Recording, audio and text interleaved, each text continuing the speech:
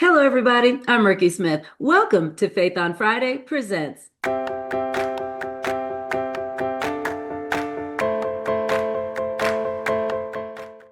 At Faith on Friday Presents, our goal is to drive motivation by closing the door on the comfort zone, to inspire inspiration by showing you what's possible, and to foster transformation by challenging those negative mindsets. And today, of course, is not any different. But don't forget, while you're here, subscribe to this YouTube channel, like our Facebook page, follow us on Instagram, and share this with your network.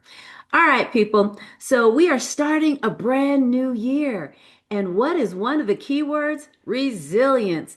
But what is resilience? Where does resilience come from? Is it something you have, something you learn, or something that just falls in your lap? We're going to talk about what resilience is today. But before we get started, everybody, please say hello to Miss Diana Fritz. Woo! Hi, Miss Diana. How are you? Hi, good. I'm great. How are you? I'm doing well. Thank you so much. I know it's a little weird. Hey, by the way, Happy New Year, huh? What do you think about that? It is a little weird to think about that. I know, here we are already in 2026. Who knew? But I'm excited to be here. So, Diana, you heard in the introduction, we're talking about resilience. Before we get started, tell us a little bit about yourself and where you're located. Well, I'm Diana Fritz, located near Daytona Beach, Florida, so nice and warm even in January. I am a mom of two boys. I'm a wife, also strive to be a servant leader, and added to my about 12 years ago, added Cancer Thriver to my introduction as a part of my life, but also ties well into our topic today around Wow. resilience. Yeah. It's so funny. You're a boy mom. I know we have some boy moms that watch. So, first of all, thank you for your service. And then anybody that's a boy mom totally gets that. We appreciate you being here because there's so much in this, especially at this time of year, new beginnings. Everyone wants to start off on the right foot. But we got to jump into one thing really quick. You said cancer thriver. Tell us a little bit about that. Well, when I was first diagnosed with cancer 12 years ago, it's a rare form of cancer, so you have that shock hit you. And then after I recovered from that, I went, okay, this is going to be an opportunity to meet people, to be in environments that otherwise I never would have been in. And I get to choose how I respond. Cancer doesn't have to define me. I can be refined by it, but it doesn't have to refine me. I get to choose. And so that's how I shifted to Cancer Thriver because I've had opportunities that in my life that otherwise I never would have had if I would have been a cancer victim versus a Mm. cancer thriver. Yeah, that's so good. A cancer victim versus a cancer thriver. Because you hear survivor all the time, but Yeah. surviving isn't always thriving. So let's talk about the elephant in the room, Miss Diana. What is going on right here? Tell us about that. Yes, I forget about that sometimes, but when I'm on a podcast, I'm looking at it. So now I'm with you.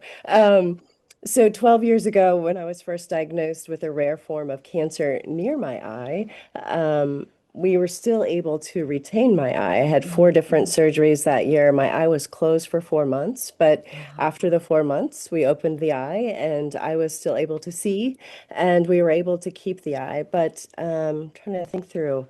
In 2022, I got the call. So that was almost 9 years into the journey. Wow. Diana, we've been fighting for your eye for 9 years. We have to shift and fight for your life. Wow. And that would make us all take a breath, right? But I could then, I went, you know what? I can be thankful. I had my eye for 9 extra years, and I can, if I'm going to live past 50 with one eye, I'll be thankful. I'm past Right? 50. I'm past 50.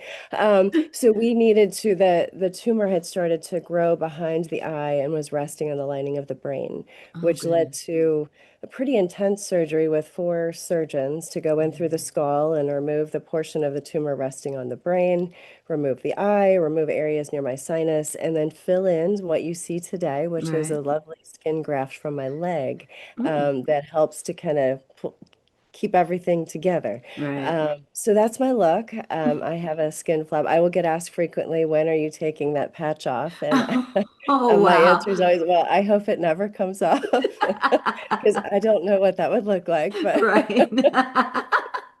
See, I guess thriving allows you to be that grateful and laugh about something that a survivor may not be able to deal with. So, thinking of that and shifting, is that where your resilience journey started?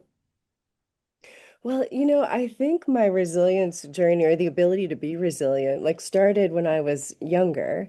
I think our mindset matters so much when adversity hits, and your preparation prior to the adversity is really helpful and key. Yeah. Otherwise, maybe I still would be adapting. But Mm-hmm. um, my faith growing up and what I saw from my grandmother was really important.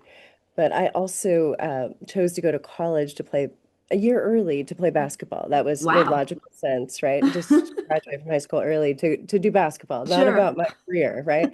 But I tore my ACL, which is a season-ending injury, in Mm-hmm. my freshman year, and then again as a sophomore. And I was reading Viktor Frankl's A Man's Search for Meaning at the time, Mm-hmm. which is, he's in a Nazi prison camp. He's beaten, Wow. he's starved, and he still chose like positive and kindness and resilience. Mm-hmm. And one of his quotes was, "No matter what happens to me, nobody can take my freedom to choose how I respond." Wow, that's And so good. that hit me then. Mm-hmm. But that quote has stayed with me throughout my life. I've had multiple adversities hit. This, of course, is the biggest. Mm-hmm. But I get to choose. Like, Yeah. cancer doesn't get to choose how I respond and grab my Yeah, life. that's I so do. good. And so that's where I would say it started years back, right? But Mm-hmm. then how you live it out is refined a little more Yeah. throughout your life. Yeah, I like that, how you live it out. So, would you say that people who are resilient, are they born or are they created through adversity? I think it's created through adversity. I don't Mm-hmm. know how you can just be born with it. You may have a natural aptitude to be pleasant and, Mm-hmm. see the good in everything, but you Mm-hmm. still have a choice to make every time an Yeah, adversity that's hits. so true. Now, so if somebody said, so Miss Diana, what is the definition then of resilience for you? For me, it is the ability to keep going and in a positive mindset. Mm-hmm. Many people may keep going, right? But they're being drugged through it. And I Yeah. think resilience is, I keep going and I'm still choosing how I respond, and I'm Mhm. continuing to make a positive impact around me, even Right. though, right, despite Mm-hmm. the adversities that are coming my way. Yeah. And they're going to keep coming. Keep living, y'all. That's Adversity's right. coming. And so prepare with resilience. So do you think, it just made me think that, can you prepare to be resilient? And if so, what does that look like? You know, I it's interesting thinking through my morning. Can you Mm-hmm. prepare to be resilient? Um, I feel like at some level you can. You may Mm-hmm. not know exactly what the adversity that's going to hit you, but Sure. I know for me, I start each day with time reflecting, reading, Mm-hmm. prayer. I feel like that's preparation for whatever is going to Yeah. come that day or Mm-hmm. that week. If I just charged into my day every day without pausing and reflecting and learning, I Yeah. don't know that I would be able to be as resilient Yeah. as I am because I wouldn't be grounded. Yeah, grounded. I guess that is where the important part is, to be grounded. I like what you said, charging into our day. So most of us who are business owners, parents, all the things, we wake up and find both shoes take the wind and we just plow through the day. And then adversity comes.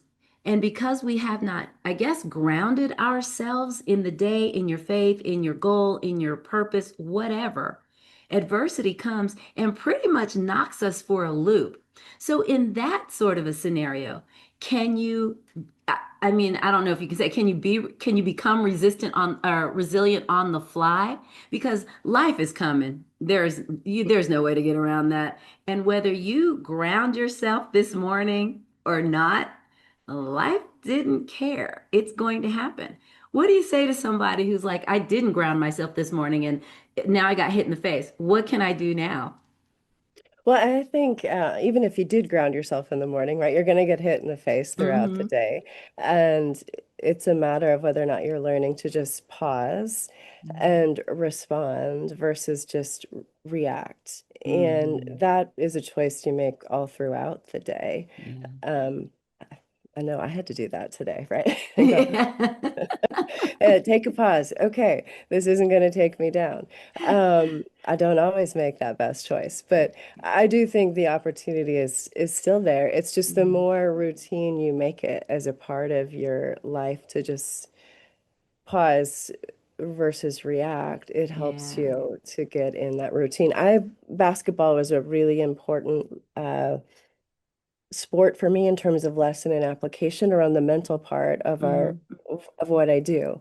And I can remember many times my coach would be like, Diana, you have the mental toughness, right? You Hmm. something goes wrong, you Hmm. keep going, right? I may have a turnover, but pick back up and get going. I don't hang my head. Yeah. And that applies in real life, right? We're gonna have things aren't gonna go well. Do I hang my head or do I pick up and keep going? Like Hmm. we all get that choice. Yeah. I like that. We all get that choice. I'm not a huge basketball fan, but I'm listening to basketball people in my head right now. First of all, how tall are you, Diana? I'm 5'8". Okay, and what position Not did you that tall. play? I played multiple positions because I Okay. went to a small private school, so I got to play all positions. Okay. Okay, great. So now you're playing basketball, you tore your ACL, is that right? And now Yes. you didn't. Now you can't do the thing that you graduated high school early to get to. What did that look like for you in the term of resilience?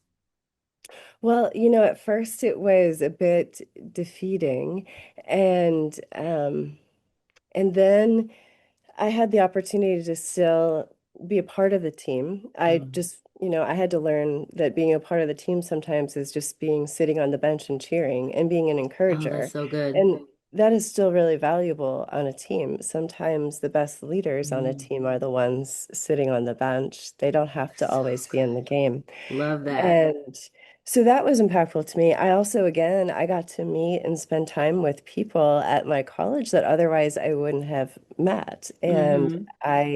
that actually helped to define what I ended up picking, switched majors and refining that Okay. and my next step, right? Those Yeah. wouldn't have come and fell into place like they did if I wouldn't have torn my ACL. Yeah, that's so, but to me, you hear a lot about mindsets and, is it just that positive upbeat mindset that said, you know what, it's okay, glass half full and the rest is coming kind of girl, is it that or would that be the same as resilience? I think it's like a combination, right? I Okay. think it's the positive mindset helps you to be more resilient quicker and to Yeah. get back up quicker. That's true. And there are studies that show, depending on, like, say, if you get a diagnosis, your attitude will determine your prognosis in some cases. So that's really cool. So you've gone through all these different things. You made it out. You're killing the game. You go, girl, which is awesome. Tell us a little bit about your business and what it is you're doing now. Yeah, so I have a passion around people and whether it's helping them to see their potential through coaching, and that's one-on-one, also working with teams and businesses around leadership development and training, teamwork and communication. The DISC personality profile and how that ties to communication and Mm-hmm. our communication blind spots. I've got my literal blind spot, but we all have one in communication too. Yeah. Uh, Diana, you're those hilarious. those are passion things for me. I also published a book in earlier this year around lessons from. Sorry, I'm not converted to 2026 yet. In 2025, Mhm. um, around lessons from my cancer journey, which applied to anybody with an adversity. You don't have to have cancer to have Sure. the lessons apply Yeah. to your Wow. life. What's the name of your book? Uniquely imperfect, uniquely qualified. Awesome. Can you get that on Amazon or do we get it directly from you? Amazon is always the easy option, but it's on Right? Barnes and Nobles and other places where Okay, books are sold, right? awesome. And what's the name of your business? Grit leadership. So, grit, in terms of how I define grit, is G stands for grace, R for resilience, I for influence, and T for trust. Those are Mm, four kind of key elements that I strive to lead by. And okay. so, thus the Wow, that's so grit good. leadership. So, Dan, I want you to talk to somebody who is struggling either with their own journey, regardless of what it is. Singleness, being married, having kids, not having kids, having the job of your dreams, not yet finding it, picking which college to go through, a health scare, whatever. Talk to that person about resilience and give them some ideas and tips, if you will, about how to get there quicker. Mm. Those were a lot of different topics. As I was listening to those, I'm like, I can relate to that one. I can relate to that one. I can relate to that one. Um, I think some key elements for me personally is when you're stuck, right? Which all of those items you just mentioned are things that get people stuck, Mhm. is to just sit down and just write out where you're at, where your frustrations are, where you're stuck at, what are your pain points, what's keeping you from moving forward, and just get it all out. Mhm. Um, and then reset. Like, what is it? Where is it that I want to get to? What are my goals? What are my objectives? What am I about? And really just take that time to get in tune with yourself and find yourself again, Mhm. and then remember where you want to get to.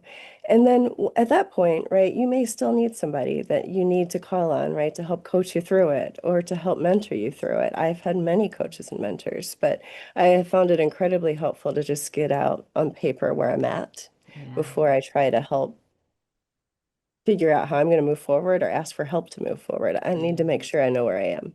That is so good. Oh my gosh. I'm taking mental note of some of that myself.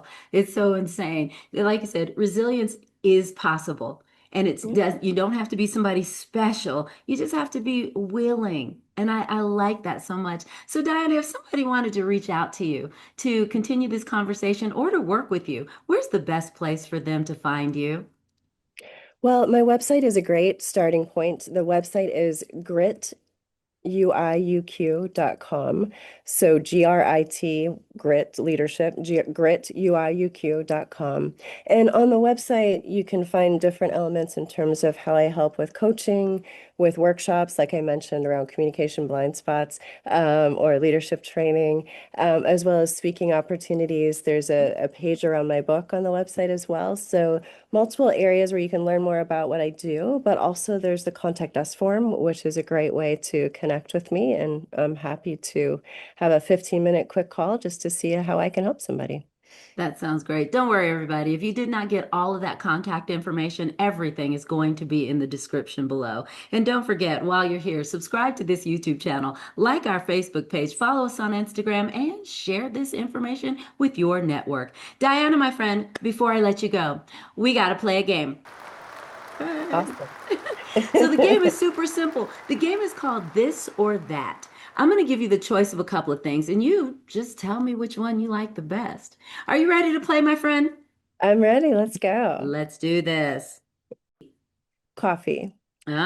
Romantic comedy or action adventure? Romantic comedy. Yellow light, speed up or slow down? Oh, speed up. I don't know why I thought for sure you'd be like, no, I'm going to pump the brakes. No, girl said speed up. I love it. House slippers or bare feet? Oh, house slippers. Read the book or see the movie? See the movie. Okay, see, you are my people. So far, so good. I love this. Peanut butter, smooth or crunchy? Crunchy.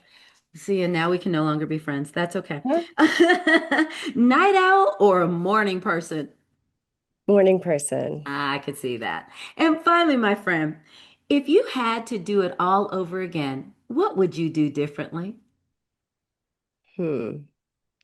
I would apply the lessons I've learned now, right, in terms of thinking before responding and reacting to where I was at in high school. I would look back and go, okay, I could be, could have handled a lot of things differently.